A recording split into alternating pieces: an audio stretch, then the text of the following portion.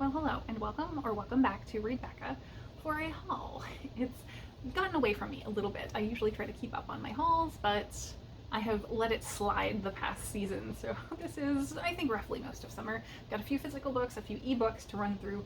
So let's dive right into the books I have purchased recently.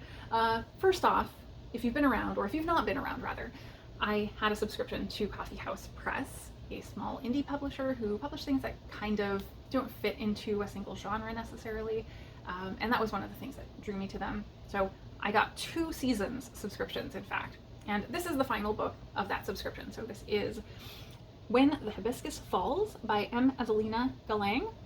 It's a collection of short stories that are specifically centering women's voices and women's relationships from a Filipino and Filipino-American cultural perspective. So that sounds fabulous. That sounds like something I absolutely want to read, but I've now been letting these books kind of pile up. I've read a couple of them. I've stayed on top of it okay, I would say. Not great, but I'm really happy that I subscribed because everything that has come in has been really interesting. So yeah, so that's the final one of my subscription. And in fact, I'm now thinking about, do I want to catch up on those ones from that subscription, or do I want to go ahead and subscribe to somewhere else, or do I want to renew my Coffee House Press subscription for the next season?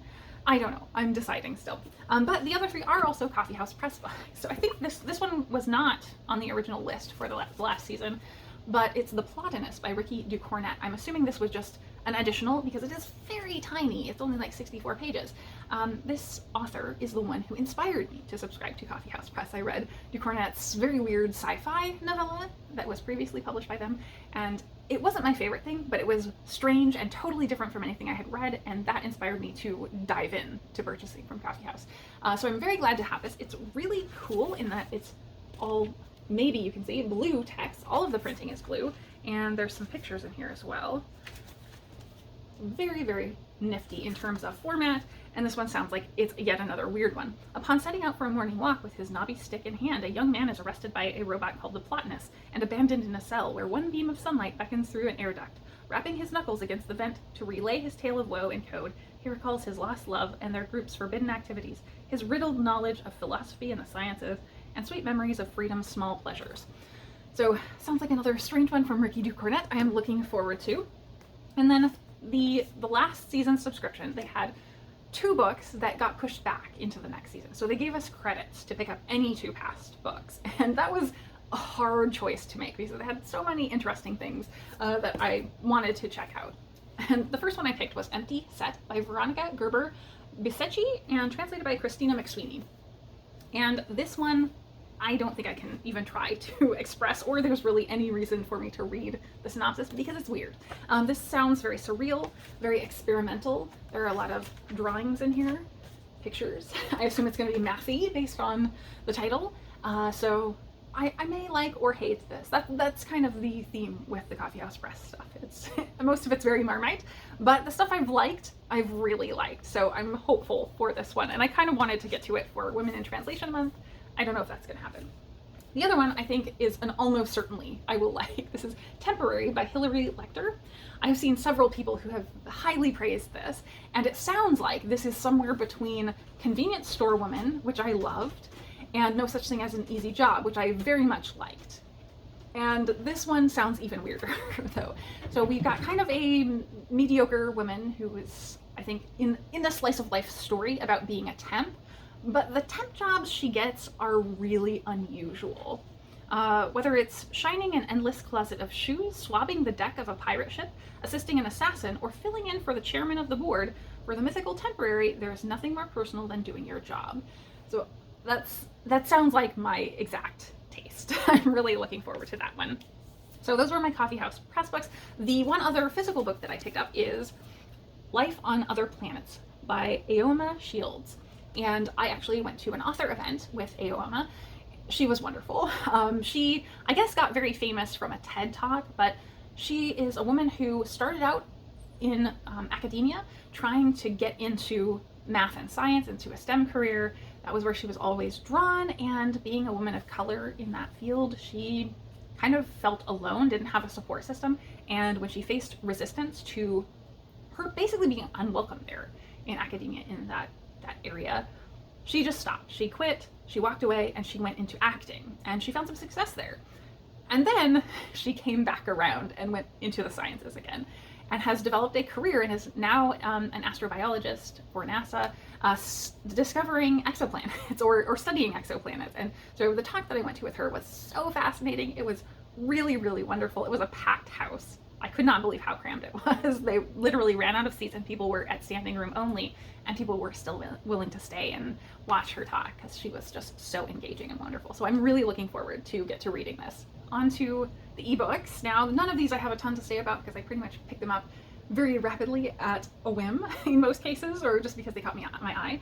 The first one is The Orc and Her Bride, The Sapphic Orcs of Tordin, Book 1 by Lila Gwyn.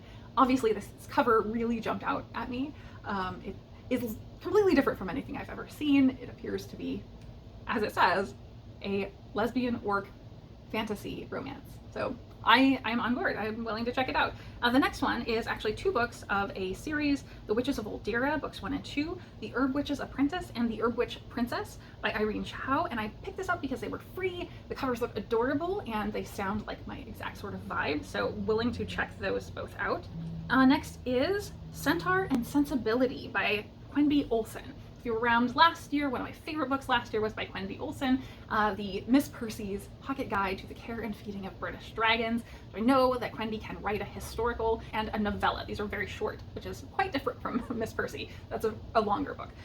So these all have names that are inspired by Jane Austen books, but I don't think they are directly tied into or like retellings of the Austen stories, but I'm not totally sure. I just knew I love Olson's work and I'm willing to check it out. The next one is Murder at Spindle Manor, The Lamplight Murder Mysteries, book 1 by Morgan Stang. And this is the second book I've picked up from Morgan Stang, and I still haven't read the first one I picked up. So I need to get to both of Morgan Stang's books. So this one sounds like it is a historical fantasy again, and it's got kind of a isolated closed circle murder mystery setup. So that's something I'm always on board for. So I'm looking forward to check that one out. Then we have something I've sort of actually read a bit. I picked up Sin du Jour, The First Course by Matt Wallace. This is the first 3 novellas in the Sin du Jour series, and I read the first one, and I very much wanted to read the rest, and my library does not have any of the first 3. So I was like, I should check and see if they're on sale. And yes, they have a bind-up ebook of the first 3 together that was cheaper than getting them individually. So I grabbed it because I had been thinking I want to continue on in the series. This is a wonderful contemporary fantasy series following 2 chefs who join a catering company in New Jersey, and they cater for supernatural beings. So they're making very odd dishes. Really enjoyed the first one. Now we're getting a couple of romance stories here. So Only for a Week by Natasha Bishop is my next story. The cover is glorious, but it kind of gives off like historical vibes. This is not historical as far as I know. It's a contemporary. We are following a woman who is going to be the maid of honor for her sister, who is marrying her ex. And so obviously that's not the greatest situation, but she takes solace in hooking up with the best man. And from everything I heard, this is the man is really, really doting on her type situation, and she's just kind of in it for the hookup. But I'm thinking she's gonna soften up. I can't remember who talked about this, but I think it's on the shorter end. It's under 300 pages, and it sounds like it's got a lot of emotion and connection between the 2 characters, which is something I very much look for in my romances. The next one is Beautiful Things, Second Sons, book 1 by Emily Rath. I picked this up purely because this is a polyamorous historical romance. I didn't need to know anything else. I was like, okay, I want to check that out. I believe I heard about this from Happy for Now, I'm pretty sure, and if I recall, she really liked it. Next, I have Roleplaying by Kathy Yardley. This has been all over Romance BookTube, so probably you've heard of it, but if not, this is a contemporary romance with 2 older protagonists. I think they're both around 50, which is great. I love an older protagonist. And they are both online gamers, so they actually meet in the same guild in their online role-playing game. Love it, love it. I have met and dated people through my online guild gaming, and so I could definitely identify with that. It sounds like it's going to be a very sweet contemporary romance. Next, another contemporary romance, we have Soft Flannel Hank, The Elements of Pining, book 1 by Eliza MacArthur. Crystal from Crystal's Bookish Life has raved on this one. I think it has been a favorite multiple times over this year for her, so I knew I had to pick it up. she doesn't always like the same things that I do, definitely, but I can typically pick up on certain things that will be to my taste from what she talks about, and all of those have been hits that I have picked up that she's recommended. So I'm really looking forward to this one. It sounds like, again, this is going to be a very, well, to the name in the title, a very soft hero, and I really like that. I know Crystal definitely goes for really emotional stories where there's a strong connection between the characters over just immediate steam, and I think this will be a perfect read for when I'm in the mood for that. Then some more fantasy to round us out. I picked up The Wizards Butler by Nathan Lowell. This is all over like the cozy and slice of life sides of fantasy right now, and so I had to check it out. I think I actually got a deal on this one. I can't remember why I finally picked it up, but I had been hearing about it for a long time, and something pushed me over to finally picking it up.